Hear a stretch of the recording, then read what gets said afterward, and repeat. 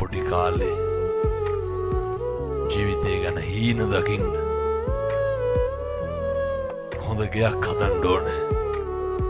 කොල්ලෙක් වුණාම වාහනයක් ගන්න ඕනේ.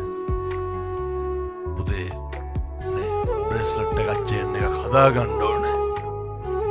මේවා සේරම නැති වෙනවා. දවසට මොනා හරි කරලා 1000 2000 හොයා ගන්න ඕක නැති කරන එකනේ කරන්නේ. මං කියන්නේ කිසිදු මත්ද්‍රව්‍යයකට හුරු වෙන්න එපා. හුරු වෙලා ඉන්නවනම් නවත්තන්න. ලබපු මිනිසත් භවය තුළ හරි සාර්ථක පුද්ගලයෙක් වෙන්න දෙමව්පියන්ගේ යුතුකම් දරුවන්ගේ යුතුකම් අපි හැමදාම අනෙක යටතේ ඉන්න ඕනේ නේ අපිට පුළුවන් වෙන්න ඕනේ. මම මේ තරුණ මහත්